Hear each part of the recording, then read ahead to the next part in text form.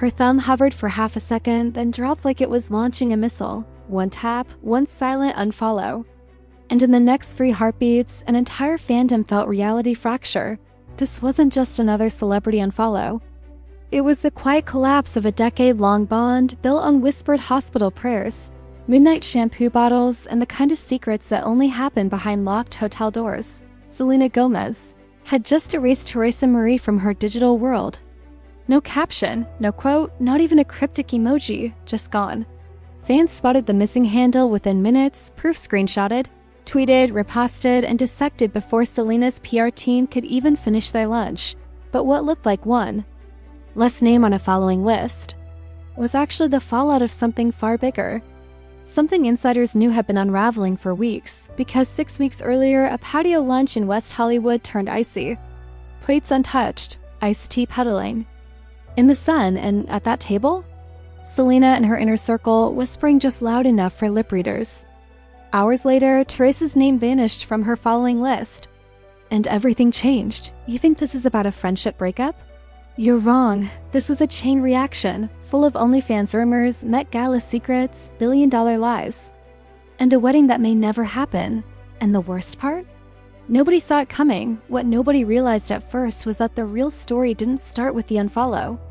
It started weeks earlier under an overlit sky and the quiet clatter of silverware that never touched food.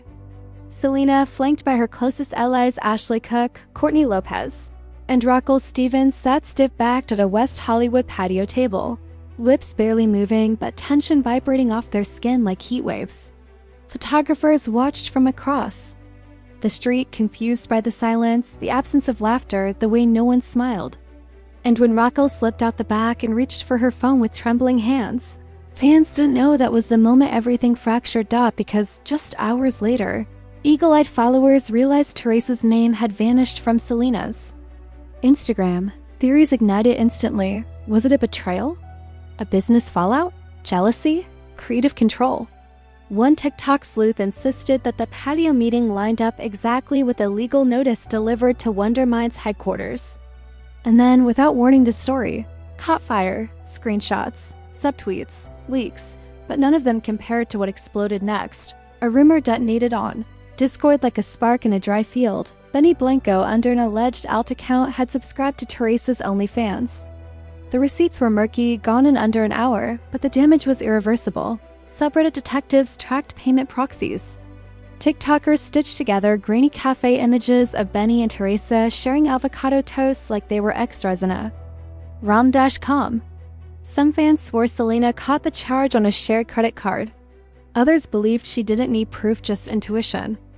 Either way, her reaction was swift. That unfollow wasn't petty, it was protective. An instant digital restraining order. The internet turned courtroom overnight.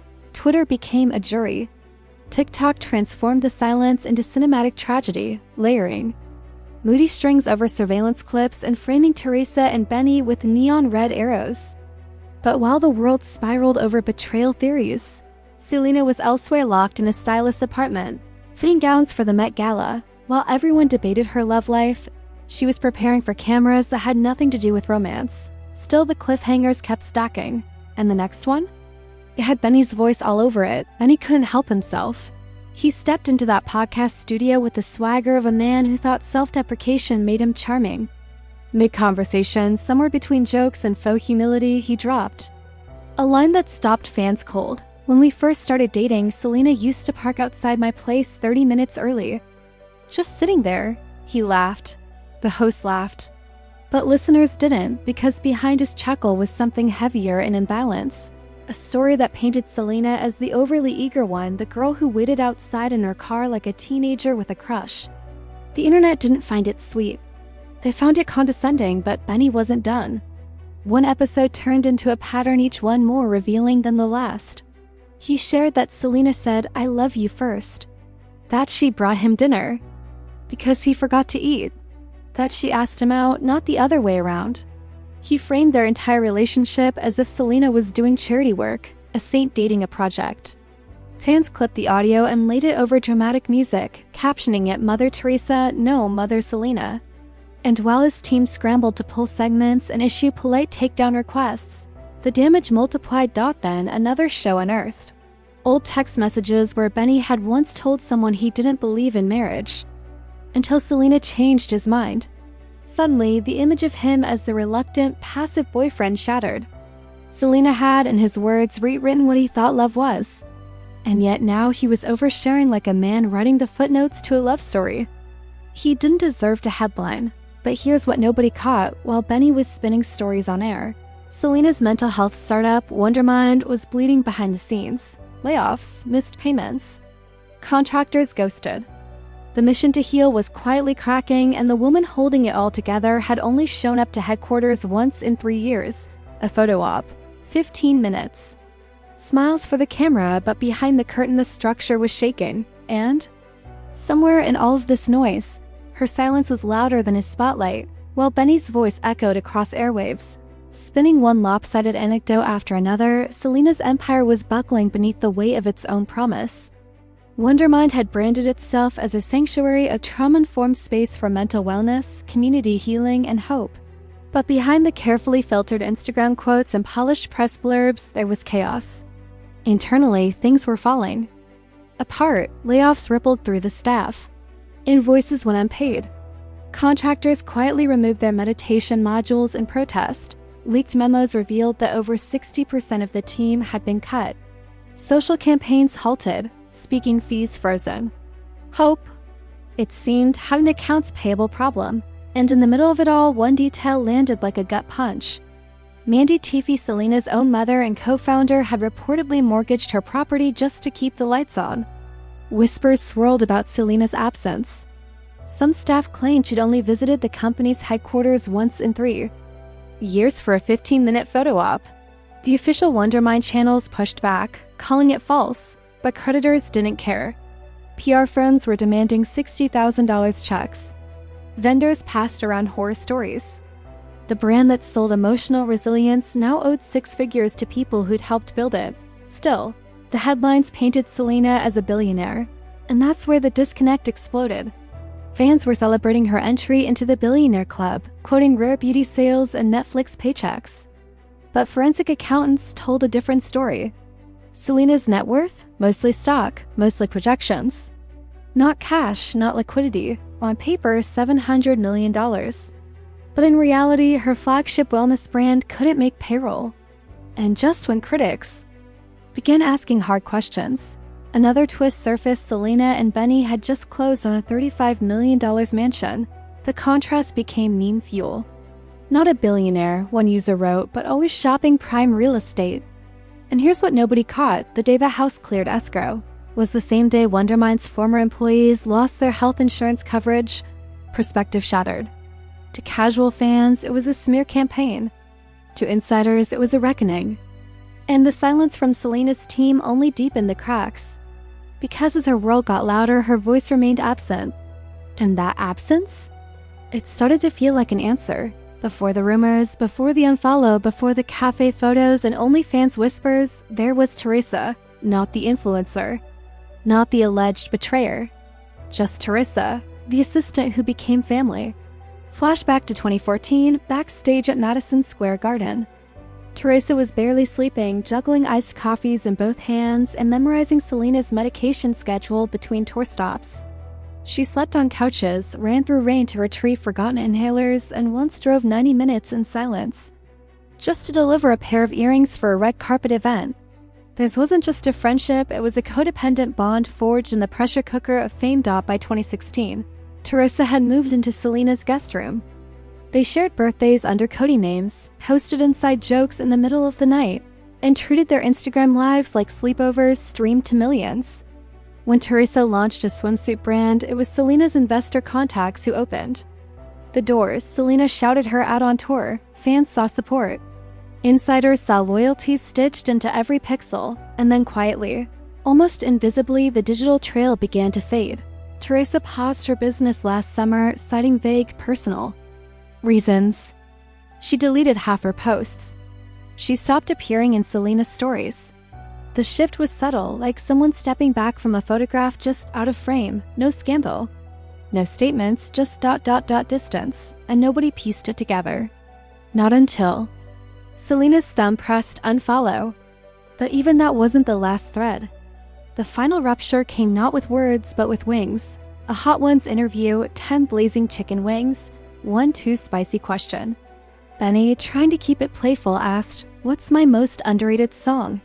Selena, tongue on fire, eyes watering, coughed, chugged milk, and answered flatly, "I don't know, babe." The room froze. She never circled back. Never rescued the moment. That 6-second silence became a Greek tragedy across Twitter. Was she choking on spice or on disinterest? Later, Benny was caught backstage, half joking that her answer hurt worse than the Carolina Reaper. His team tried to spin it licensing. The silence as a meme template, pitching it as an intentional joke. But fans weren't laughing.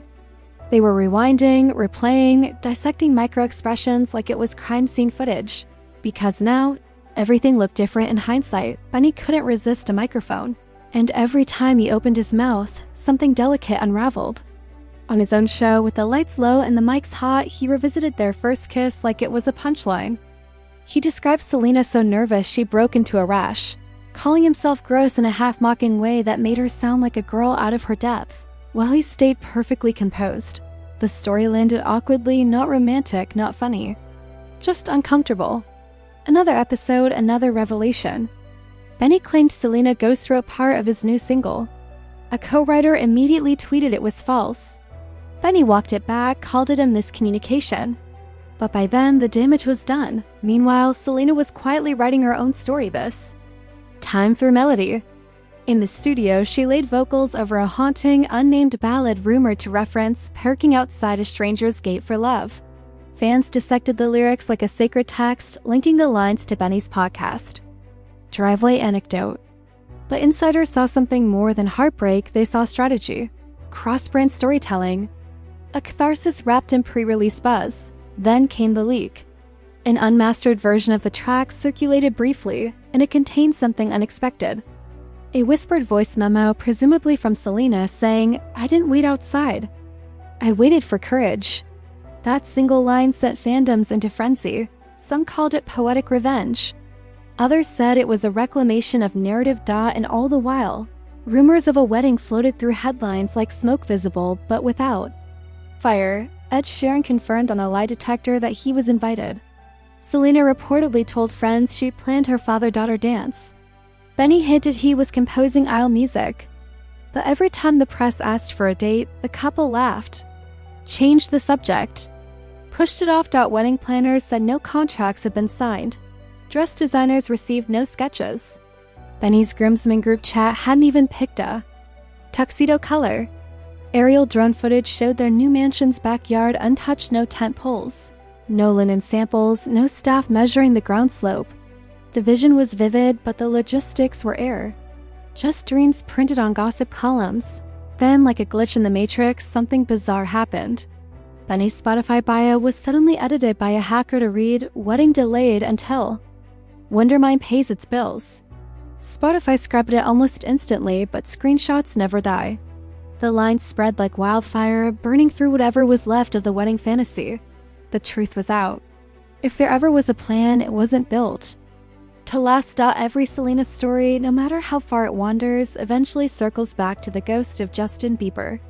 His name didn't need to be spoken, it hung over the narrative like fog. Insiders began whispering that Justin had quietly considered bidding on a one-of-a-kind item, Selena's handwritten "Lose You to Love Me" lyrics, which were originally set to be auctioned at her Rare Beauty Gala to fund mental health initiatives. The symbolism was too layered to ignore closure inked in her own hand, and possibly bought by the man who made the song necessary. But just as the bidding process was about to begin, the Teresa fallout and Wondermind implosion swallowed the headlines, and the gala date slipped quietly off every calendar. Then, another glitch in the timeline, a livestream surfaced of Justin, strumming a guitar loop that sounded hauntingly close to the melody of Selena's unreleased song. Coincidence or a message? Fans, as always, didn't wait for answers. They built spreadsheets comparing chord progressions. Some said he was mourning her in music. Others accused him of sonic manipulation, subtle sabotage, wrapped in nostalgia. Scooter Braun remained silent, but his silence only fed the flames. Because here's what nobody saw coming. Selena's publishers had filed a copyright placeholder on that exact chord structure months ago. If Justin's new track veered too close, it wouldn't just be awkward, it could turn into a courtroom. And that's when things got heavier. Industry whispers said Scooter might sue Justin for unpaid management fees percentages allegedly owed from the years he managed Justin's career before the singer broke off and went independent. If that lawsuit ever surfaced, Benny's songwriting credits on Justin's old material could drag him into discovery. Selena technically had nothing to do with it, but she knew exactly how this would play out. She'd seen it before. But tabloids wouldn't care about nuance. If names appeared in court papers, her face would appear in the headline again. A source close to Selena claimed she'd had enough. That she told friends, if they drag my name again, I will release the vault. No one knows what that vault contains. Old text messages, studio demos, maybe even deposition transcripts. But the threat alone sent a ripple through the industry. Executives panicked, producers paused. PR firms drafted just-in-case statements. Because when Selena issues silence, people speculate.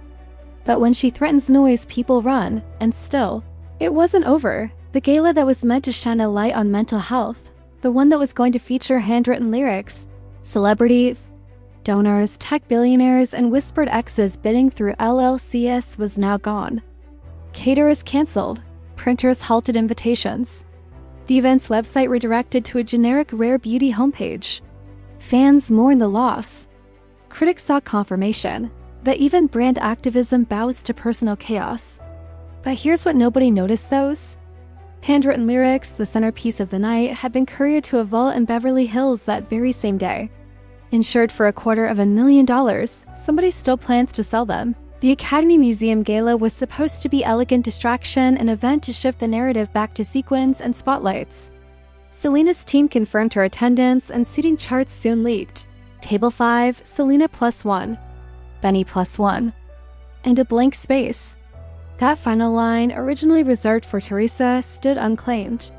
Event organizers scrambled to fill it, eventually sliding in the name of a sponsor executive. But it didn't matter. The symbolism had already landed.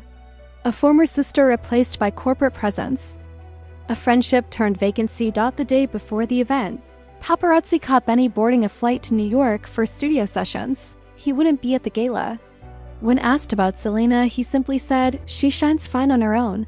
The quote was elegant, detached, double-edged. Social media tore it apart. Was it praise or dismissal? Fans couldn't decide. But Selena walked that red carpet alone. Under the bright museum lights, she shimmered in a custom silver gown, rings stacked heavy on her fingers like armor. Reporters shouted questions about Teresa, Wondermind, the wedding. She didn't flinch, didn't answer. Just smiled, nodded, and walked inside. Behind the glass, donors toasted with vintage champagne. Outside, a quiet protest had formed. Former Wondermind employees held signs that read "Mental health starts with fair pay." Their chants didn't reach the gala orchestra, but their presence was undeniable. Selena sat at table 5. Benny's chair remained empty. She glanced at it once. Cameras caught the moment. A still frame of a woman surrounded by opulence, facing absence. No drama, no breakdown. Just a breath one you could almost hear. Somewhere across the country, Teresa refreshed her feed, saw the clip, and maybe, just maybe, deleted one more shared memory from her phone. The thunder you hear rumbling? That isn't the ending. It's the sound of a new storm rolling in. Stay tuned.